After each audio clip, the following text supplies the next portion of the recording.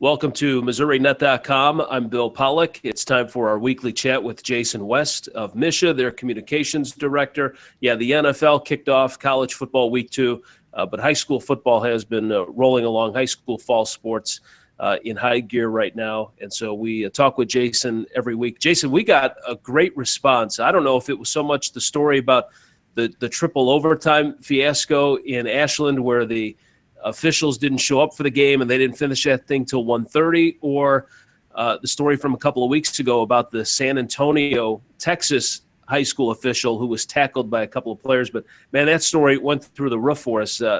People really following those stories.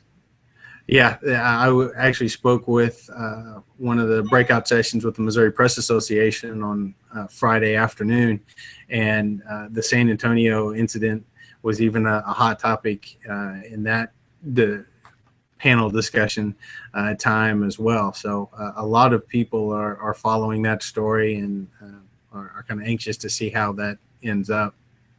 And apparently there was another situation in another game in San Antonio this weekend involving a player and an official in going after an official after being penalized. So, oh, you're kidding me. Unfortunately, I don't think it's over. But it'll be anxious to see what happens in that situation as well. Wow. I mean, that's a huge issue there for that school district. I mean, if that's happening in San Antonio, there's a lot of questions and issues that need to be addressed. And officials aren't going to want to go down there and do games in San Antonio if this keeps up. That's very true. And, obviously in Texas, I believe they have a little bit of difference in the governance and those things when it comes to the officials, but we kind of have our hands in all of it here in Missouri. So we hear from officials as well as schools, and we do get those comments from officials too, where they're concerned for their safety in playing at certain venues and certain events. And so I have a feeling that that's going to be the case as well in that area where those officials, just don't want to call those games anymore. And those schools will have to certainly do something to correct the matter just to be able to get officials at their games. Well, and I want to try to cover a couple of topics this morning. We're with Jason West of MSHSAA. You talk about safety or concerns. I want to try to get to weather. But if we run out of time, then we can pick that up at another time. But you'd sent me an email this weekend that there were a couple of games that were postponed or didn't even get started because of some issues.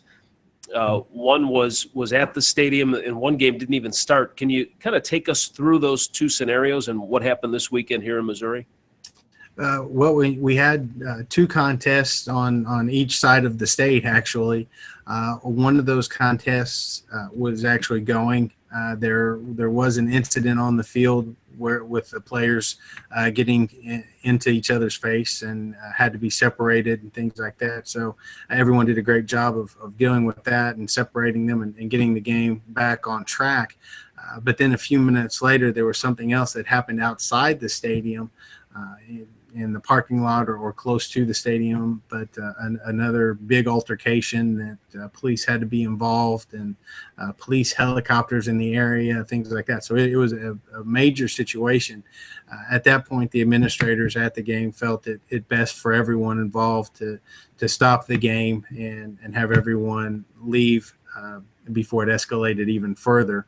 So they're meeting this morning to see if they can finish that game at some point, or if they have to just call it where it was at, because of the rules state for football there's not a time limit, if you will. If you play the first quarter, then it's a legal game. Like in baseball, you play so many innings, then it's considered a legal game. In football, once the ball's kicked off at the opening kickoff, then it's a game. And so whenever you stop at whatever the score was at that moment, that's what the final score could be.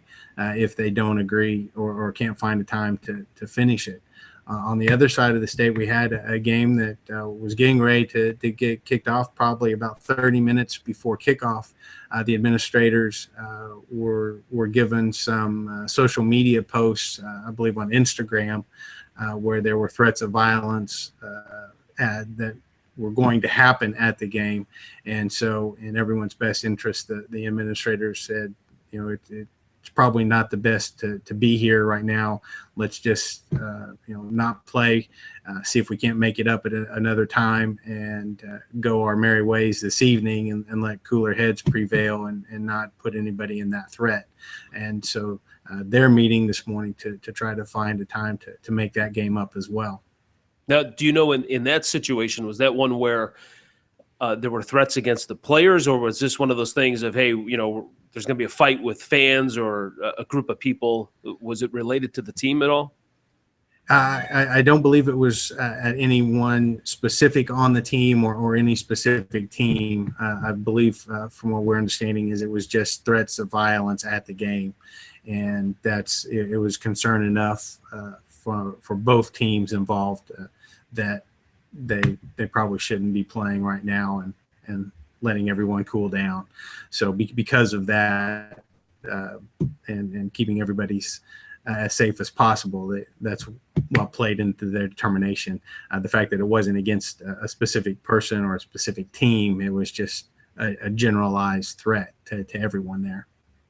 Now, I know you guys at MSHSAA, you like to try to let the schools handle all this stuff on their own, but will you step in, or will you have any involvement today when they talk about, okay, should we play this game? Where should we play this game for the one that was suspended?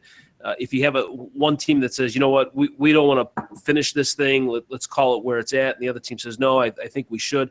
At what point does MSHSAA step into these, I don't want to say disputes because they might not be disputes, but at what point does MSHSAA step in?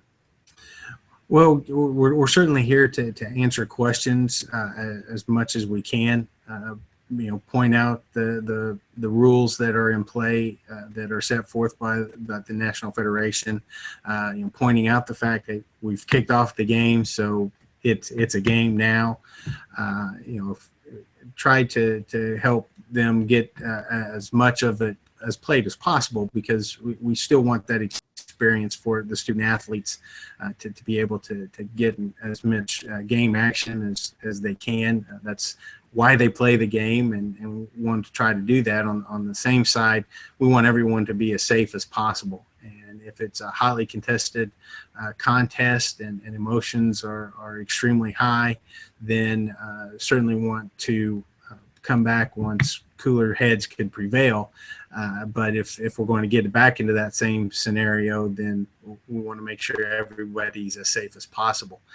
Maybe it's playing a game at 9 o'clock in the morning and it's just the teams out there. We've had some contests, we've had some basketball games, and we've even had some football games that are played and there's nobody in the stands because for that reason, that the teams wanted to be able to play and get those games in, but because of outside factors, it was going to be a great safety concern. So we try to remove those outside factors so they can play the game. So that's certainly one option that we can talk to them about and kind of walk them through that scenario and those type things. But for the most part, we wanted the schools to come up with the solution themselves and find something that's best in the best interest of both parties. Yeah, that's it. And I was going to ask you too about that if you just play a game in an empty stadium too. So what do you have any input, like, for example, and I don't know if this is even worthy of what happened in this one side of the state with the players getting into it, but how are suspensions handled? Is that handled through the teams, or is there at a point where MSHSAA has to step in and there's some bylaws that are in place in terms of games missed, or there are times where where the staff has to remind schools to follow their own policies. Anytime a player is ejected from any contest, be it softball, volleyball, football, basketball, baseball, when a player is ejected, they have to sit out not only the remainder of that game, but also the next contest. And so that's a standard policy and rule that all sports follow. Some districts have a more strict policy that if you get ejected, you're not only sitting out one game, because of the rules say you have to sit out a game, you're sitting out a second game, because that's not the type of behavior we want to present by our teams. There are some schools that do that, and in basketball, if you get a technical foul, you're going to sit for even longer than what the rule stipulates, and so sometimes we may have to remind schools, well, if you've got a policy in place, you still have to follow your policies, even if they're stricter than what the rules call for. Well, interesting stuff. It's a shame the last couple of weeks we've had to talk about violence or threats. First it was in Texas, and now we had a couple of incidents, and hopefully it's just minor, and that's the last we see of it here in Missouri. Let's pick up on weather and stuff like that next week, because I think this is a pretty good stopping point for us. And again, good insight, Jason. All right. Thanks, Bill.